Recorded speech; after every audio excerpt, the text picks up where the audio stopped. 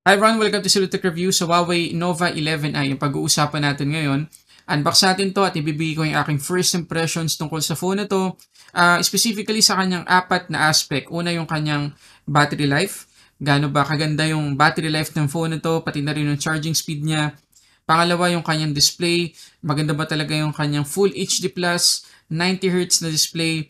Tapos yung kanyang 48 megapixels na main shooter at 16 megapixels na selfie camera. So lahat yan, titignan natin ngayon. So samahan nyo ako, unbox na muna natin.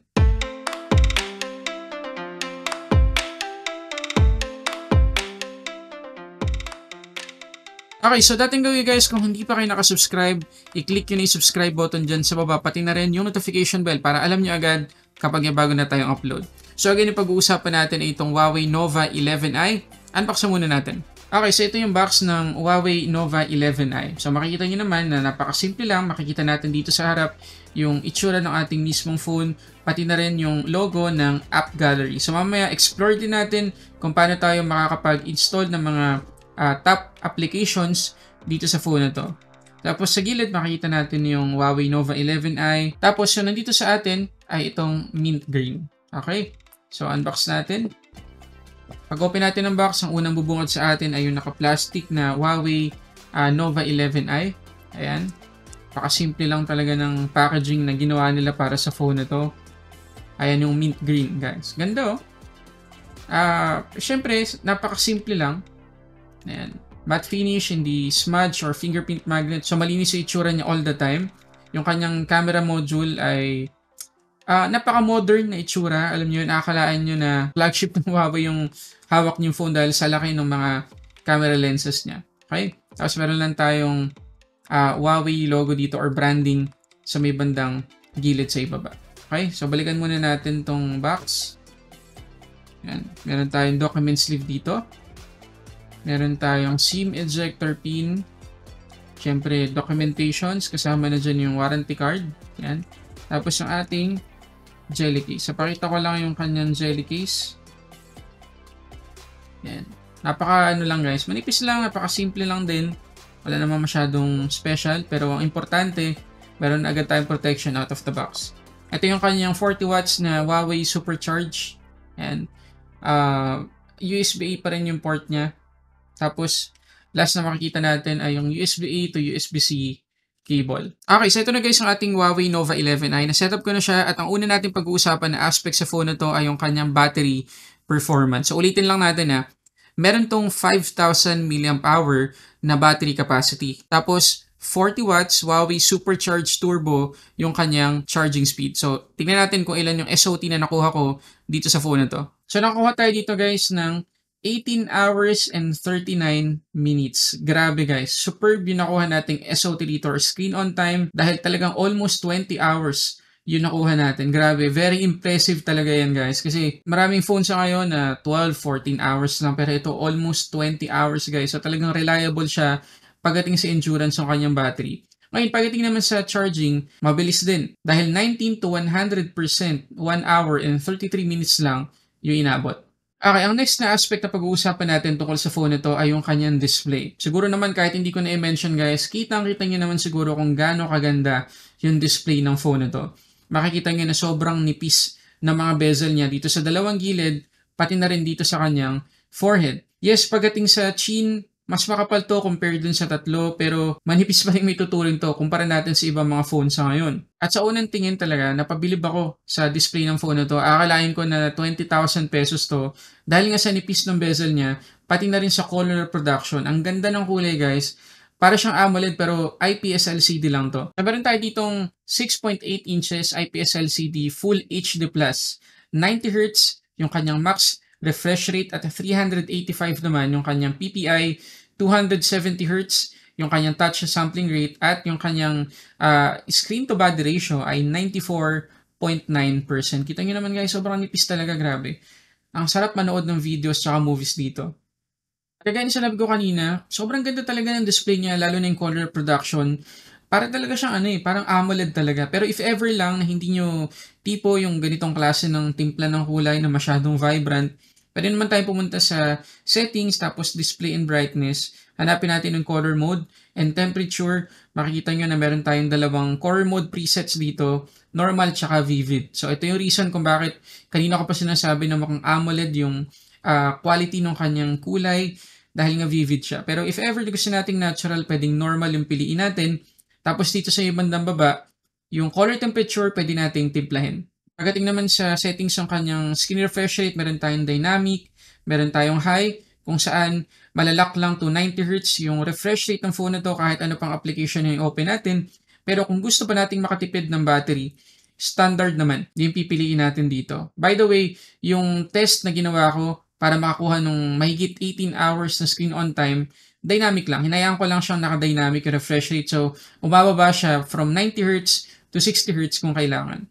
Tapos, meron siyang smart resolution. Pwede nating enable yan. So, ang ginagawa naman yan ay bababa to 720p yung kanyang display kung kinakailangan. Pero, most of the time, naka 1080p siya. At dito naman sa DRM info, makikita nyo na yung kanyang Widevine security level, level 1. So, makakapag-play tayo ng mga full HD content sa mga streaming services.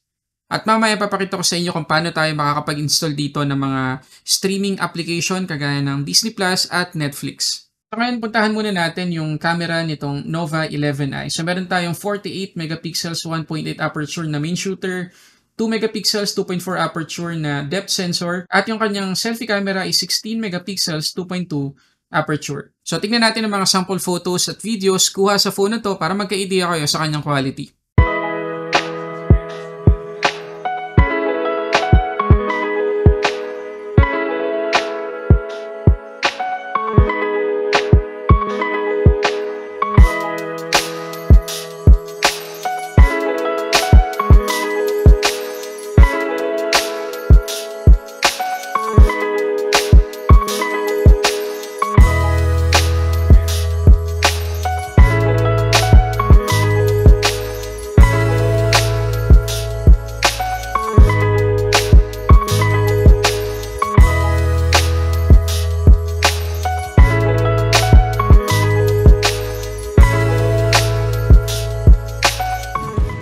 Okay, so ito yung ating 1080p, 30 frames per second na video recording dito sa main camera ng Nova 11i.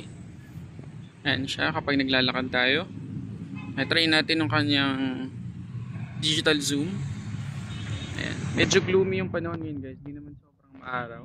So try natin. Pwede siyang mag-zoom digitally hanggang 8 times. Ayan, 8 times zoom. Siyempre medyo soft na kasi digital lang naman yan. Pero malayo naman yung mararating niya kahit papano. Ito yung 1x. Tapos meron pang feature itong Nova 11i na pwede nating i-split yung video recording. Yung kabila ay yung main camera or yung rear camera, tapos yung kabila ay yung front camera. So try natin. Okay, so ito yung dual display guys.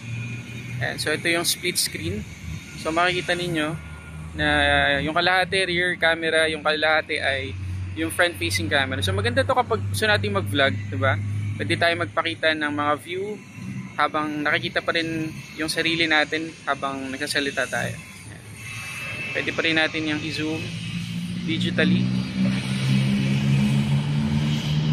Ayan. Okay. Tapos meron pa tong isang mode. So try natin. Ito naman yung peak in peak yung tawag nila dito. So mas maliit yung display ng front facing camera habang nire-record natin yung rear camera. So lakad tayo, tingnan natin. Nalilipat-lipat siya guys. Isang pwesto. So halimbawa meron tayong pinapakita dito tapos nababarahan ng ating front facing video, pwede nating ilipat dito sa kabila. Okay?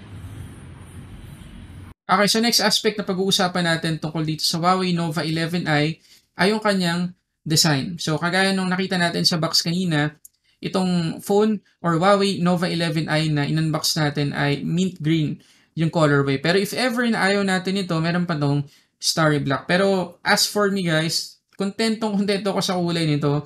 Ang ganda talaga. Hindi to usual na kulay ng phone ngayon. So, alam mo yun, stand out talaga siya. At napaka-elegante talaga ng design nitong Nova 11i dahil sa classic dual star orbit ring design. Ayan no, makikita nyo na hindi lang basta itim, meron pang design yung mismong camera no, sa paligid ng lente. Ganda, no? Tapos nagustuhan ko din yung pagiging premium na itsura nito dahil nga matte finish, may konting glittery effect, simple pero elegante. Tapos splash and dust resistant yung phone na to at 193 grams lang. So kahit 5,000 mAh yung capacity ng kanyang battery, damang-dama mo at mapapansin mo talaga na napakagaan ng Huawei Nova 11i. So overall, pagdating sa design, nagustuhan ko. So flat yung sides ng phone na to kaya maganda yung grip. Dito sa taas, ang makikita lang natin ay yung SIM tray, yung secondary microphone at yung secondary speaker. So ito guys yung kanyang SIM tray, hybrid yan. So pwede tayong magsalpak ng dalawang SIM card or isang SIM card plus memory card. Dito naman sa may left side, wala tayong makikita, malinis na malinis. Dito naman sa may right side, makikita natin yung volume up and down buttons, pati na rin yung power lock button na fingerprint scanner na din. Pagdating sa bilis ng pag-unlock, mabilis talaga guys kasi isang dampi lang, ayan, ma-unlock. Yung animation, sakto lang din yung bilis. So, hindi siya nakakasagaba lalo na kung nagmamadali tayo sa pag-unlock dito sa phone na to. So far, walang naging sablay sa akin yung kanyang fingerprint scanner. Dito naman sa may ilalim, yung ating main speaker, USB-C port for charging, tapos yung kanyang main microphone. At kagaya ng kanina niya pa napapansin, yung kanyang selfie camera, nandito sa gitna. Ngayon, pagdating sa performance, naka-EMUI 30 na tayo dito. Snapdragon 684G yung kanyang chipset, 8GB yung kanyang RAM, at hanggang 256GB yung kanyang internal storage. At para magka-idea kayo sa overall performance ng phone na to, ito yung kanyang score sa Antutu, 218,095. At pagdating sa thermals, makikita nyo sa result ng ating wildlife stress test na 1 degree lang, guys, yung nadagdag sa kanyang temperature from 35 to 36 degrees. At pagdating sa battery consumption, 2% lang guys, yun nabawas after yung 20 minutes na mabigat na test na to. Ay naman, tingnan natin kung paano tayo makapag-install ng mga top applications dito sa Huawei Nova 11i gamit yung App Gallery. So syempre, open lang natin yan. Dito sa search bar, search lang natin yung mga applications na gusto nating i-install. So for example, mga Google applications like YouTube. Ayan. So, install lang natin. Ayan, may YouTube application na tayo. Pero syempre, kasama dyan yung Gbox. May install na din. Tapos dito sa ibang baba, makikita pa natin yung ibang mga applications kagaya ng Google, Facebook, tapos Google Maps, Messenger, Instagram, at marami pang iba. Kahit Gmail guys, meron na din. Tapos makikita natin dito, ayan, ma-install na sila isa-isa. Hintayin na lang natin. So, try natin i-open itong YouTube. So, kagaya ng normal na YouTube application, talagang makakapanood tayo dito, makakapag-comment, at marami pang iba. Try naman natin i-install yung iba pang mga top applications like Viber. Tingnan natin kung kaya. Ayan. May Viber tayo guys. Install lang natin. Tapos, ano pa ba? Mga banking applications. BPI. Ayan. So, tap lang natin yan. Ma-open siya sa Gbox. Ayan. Tap lang natin na open. Ayan. Tapos, install. Okay, ganun lang kasimple. So, ayan guys. Na-install na natin yung mga applications na kadalasan nating ini-install sa ating phone. YouTube, Google, Facebook, Google Maps, Messenger, Instagram, Viber, Google Meet, Gcash, BPI, at marami pa tayong pwedeng i-install na mga applications from App Gallery. So in fairness naman sa Huawei, talagang mas madali na mag-install ngayon ng mga applications gamit yung App Gallery. Okay, so dun tayo sa price nitong phone na to. So meron tayong dalawang variant dito sa Huawei Nova 11i. Yung 8 to 56GB, ito yung in-unbox natin ngayon, 13,999 pesos. Yung 812GB naman ay 11,999 pesos. Okay, so yun yung ating unboxing and first impressions dito sa Huawei Nova 11i. So, nagustuhan niyo ba tong phone na to? Comment kayo dyan sa baba. At kung gusto niyo pang malaman ibang promos at availability ng phone na to, tingnan niyo yung description box dyan sa baba. So, yun muna guys, maraming salamat sa panonood. Para sa samat-saring unboxing and reviews, this is Sulit Tech Reviews.